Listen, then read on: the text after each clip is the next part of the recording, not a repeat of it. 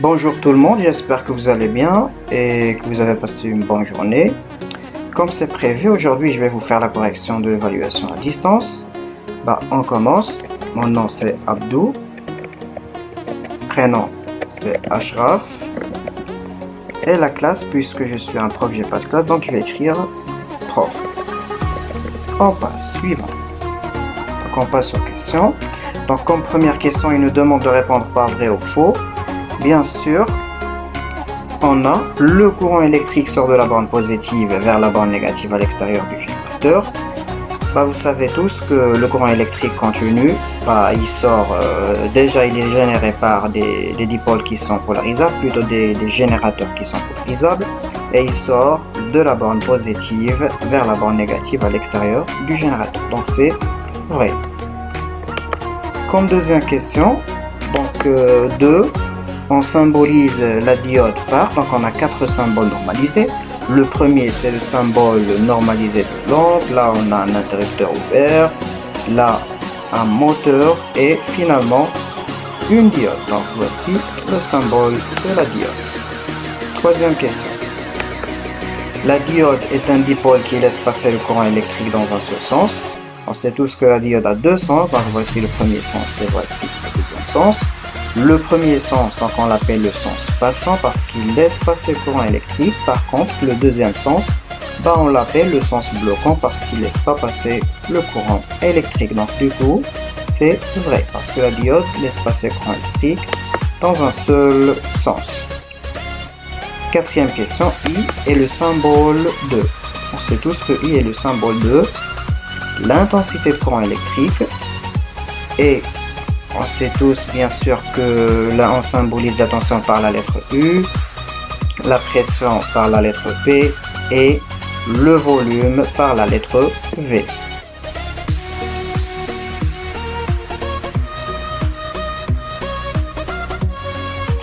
Le volt est l'unité légale de la tension, l'intensité. Le volt c'est l'unité légale de la tension. Par contre, l'intensité, donc pour l'intensité, son unité légale ou bien internationale, c'est l'ampère. On passe, donc comme sixième question, dans un circuit en série, l'intensité de courant électrique reste la même en tout point du circuit. Vous savez tous que dans un circuit en série, on utilise la loi d'unicité de l'intensité, comme on a déjà vu dans le cours. Donc l'intensité de courant électrique est la même en tout point, donc c'est vrai. Question 7. L'appareil numéro 1 nous affiche 150 mA. Quelle serait la valeur affichée par les autres appareils 2 et 3? Bien sûr, là dans ce schéma, donc on a un générateur, plutôt une pile, un ampèremètre 1, un ampèremètre 2, l'ampèremètre 3 et deux lampes montées en série. Bien sûr, on sait tous que dans un circuit en série, on applique la loi d'unicité de l'intensité, c'est-à-dire la valeur affichée par l'ampèremètre 1, plutôt l'intensité affichée par l'ampèremètre 1, est la même pour l'ampèremètre 2 et 3. Donc c'est 150 milliampères.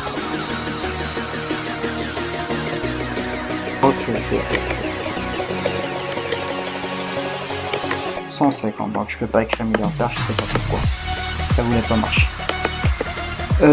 Question 8. Dans un circuit en dérivation, on applique la loi. Bien sûr, on est en train d'étudier les lois associées à l'intensité de courant électrique, et dans un circuit en série, on applique la loi des nœuds. Neuvième question. Donc, question 9. Déterminer l'intensité I1 sachant que I est égal à 100 mA, I2 est égal à 50 mA. Comme vous voyez tous, là on a nœud. L'intensité entrante, c'est I. Et deux intensités sortantes, I1 et I2. Donc I est égal à I1 plus I2. D'où I1 est égal à I moins I2, c'est-à-dire 100 mA moins 50 mA, ce qui va me donner 50. c'est 50 milliampères. Je sais pas pourquoi ça marche pas les unités.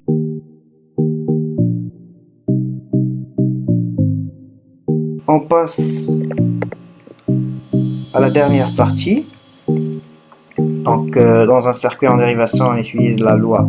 Là, on est en train d'étudier les lois associées à la tension électrique. Dans un circuit en dérivation, on utilise la loi. Est-ce qu'on utilise la loi d'unicité de la tension ou bien la loi d'additivité de la tension? Vous connaissez tous que dans un circuit en dérivation, on utilise, pour la tension, on utilise la loi d'unicité de la tension. Donc, on utilise la loi d'unicité de la tension.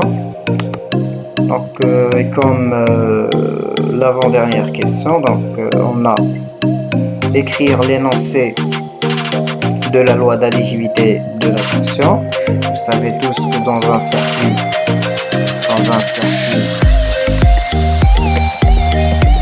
série, on applique la loi d'additivité de tension. Donc, on a, c'est-à-dire la somme, bien la tension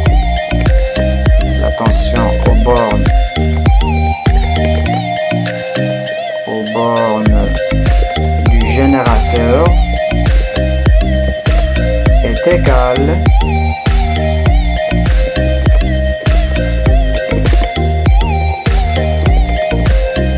à la somme des tensions des autres dipôles.